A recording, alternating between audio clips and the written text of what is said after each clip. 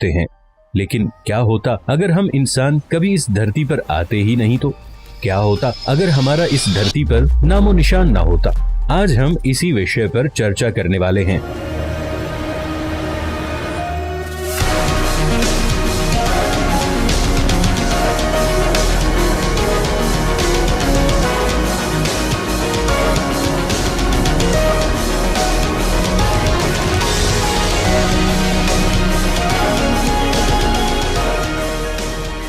आज मानव काफी ज्यादा आगे बढ़ चुका है।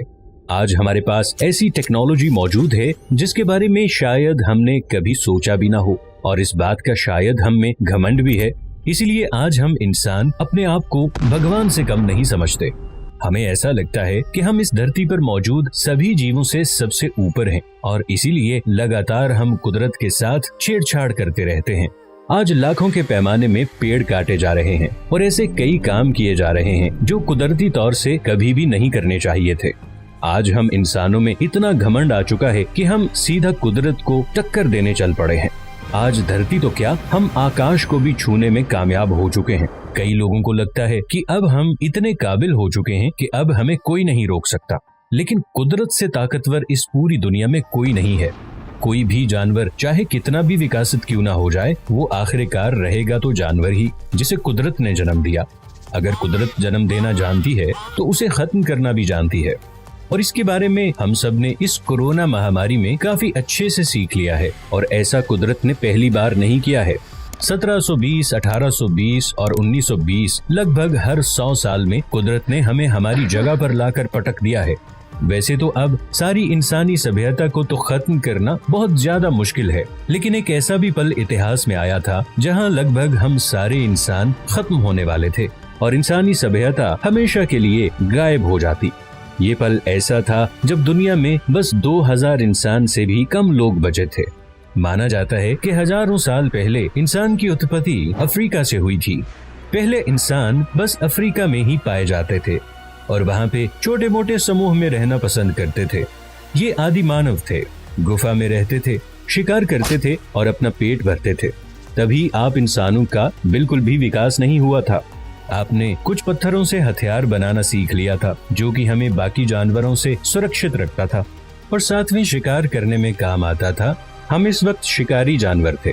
हम किसी भी चीज की समझ नहीं रखते थे और बिल्कुल किसी जानवर की तरह जीते थे, और इसी वजह से हमारे आपस के जानवरों का इतना ज्यादा शिकार कर लिया था कि उन जानवरों की प्रजाति में कमी होने लगी थी। और ये सीधे हमारे लिए नुकसान था, क्योंकि हमारे पास शिकार करने के लिए जानवर नहीं थे और धीरे धीरे भूख प्यास की वजह से हम मर रहे थे।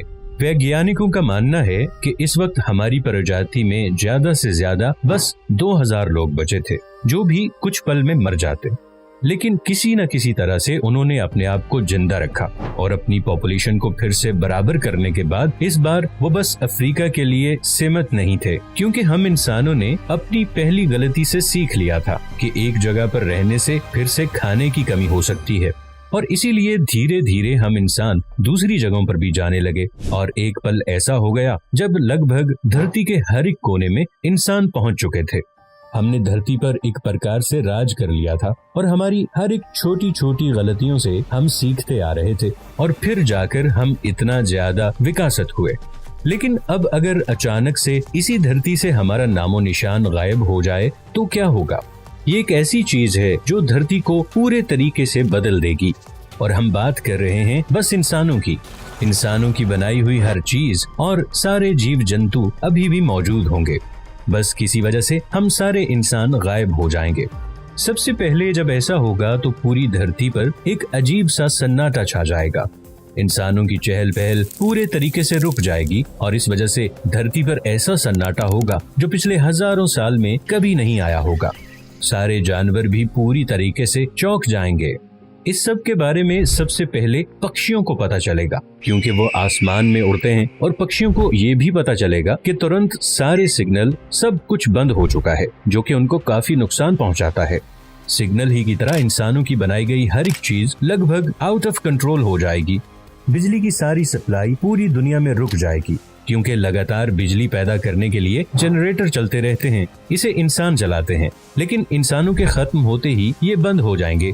इसके कुछ घंटे बाद जब रात होगी तो ऐसी रात किसी भी जानवर ने आज तक नहीं देखी होगी, क्योंकि हर एक देश आजकल रात में भी पूरी तरीके से चलता रहता है। जैसे कि रात में 68% अमेरिका शुरू ही होता है, और जापान की बात करें तो 95% जापान पूरी रात जागता रहता है। लेकिन इस रात ऐसा कुछ भी नहीं होगा। बिजली न होने की वजह से लगभग पूरे तरीके से अंधेरा छा जाएगा। ये धरती के सबसे कालेपन में से एक होगा, क्योंकि पहले आसमान साफ हुआ करता था, इसीलिए तारों की रोशनी बहुत ज्यादा हुआ करती थी। लेकिन हमारी पोल्यूशन की वजह से आसमान भी साफ नहीं रहेगा और एक बहुत ही काला अंधेरा हर जगह पर छाया होगा।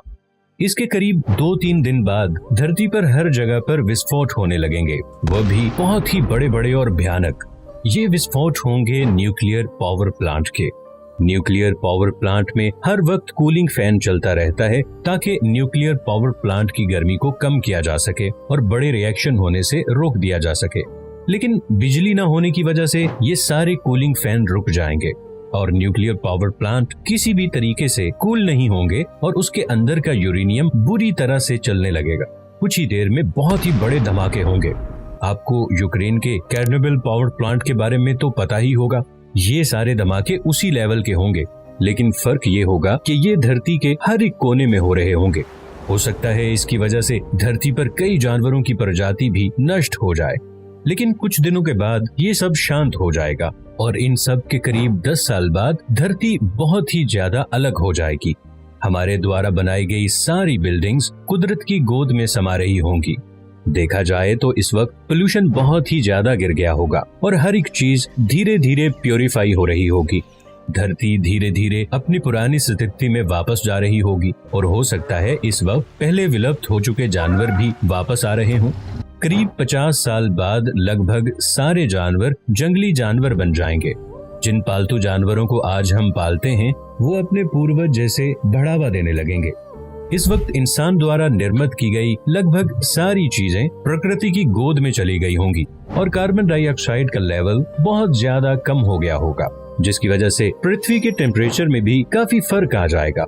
इस वक्त पृथ्वी पहले से कहीं गुना ज्यादा हरी भरी दिखाई देगी और करीबन 100 साल बाद प्लास्टिक को छोड़कर इंसानों द्वारा निर्मित की गई हर एक चीज लगभग गायब हो चुकी होगी।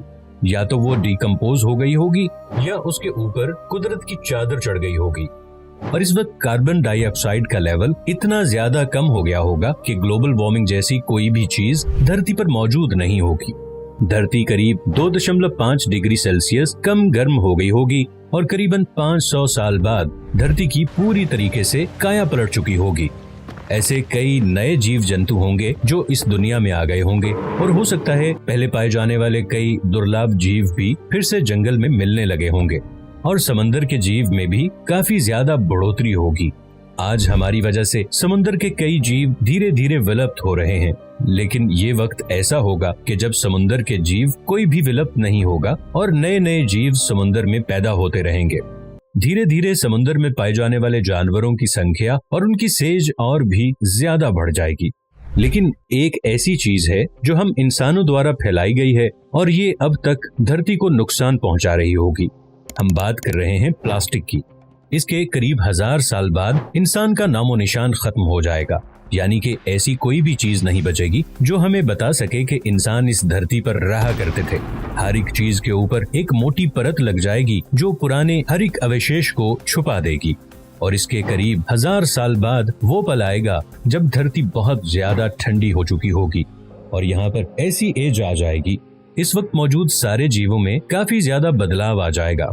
सारे जीव धीरे धीरे करके बर्फ में रहने के लिए विकसित होने लगेंगे और जो जीव विकसित नहीं हो पाएंगे वो शायद विलुप्त हो जाएंगे या फिर वो अपना जीवन जीने के अलग अलग तरीके ढूंढ लेंगे और धरती पर से इंसानों के जाने के करीब 10,000 साल बाद विस्फोट हुए सारे न्यूक्लियर पावर प्लांट आखिरकार ठंडे होंगे, यानी कि उनके अंदर से न्यूक्लियर एनर्जी खत्म हो जाएगी और वो रेडियो एक्टिव नहीं रहेंगे।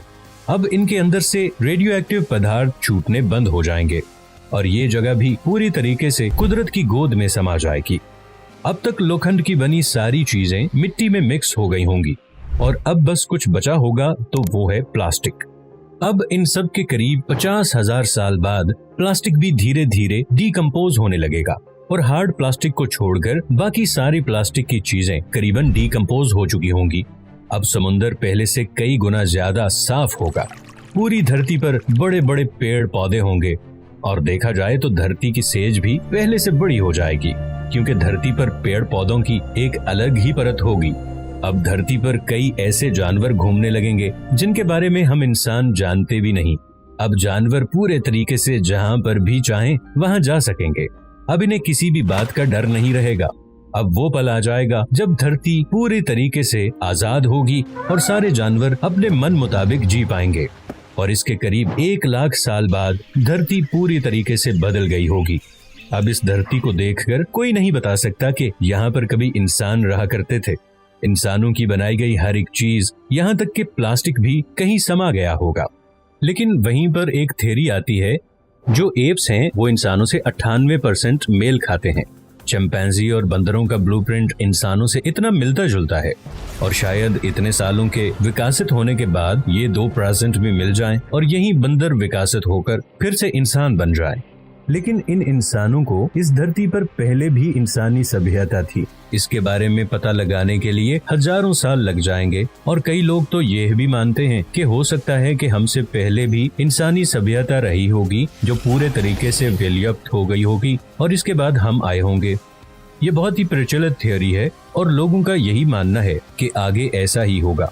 हमारे विलुप्त होने के बाद फिर से इंसान की प्रजाति आएगी और अगर ऐसा ना भी हो फिर भी 1 लाख साल बाद जरूर कोई ना कोई ऐसी सभ्यता आएगी जो हम जितकी या हमसे भी कई गुना ज्यादा चालाक होगी, क्योंकि एवोल्यूशन और व्यक्त ये 2 ऐसी चीजें हैं जो कि कभी नहीं रुकती हैं।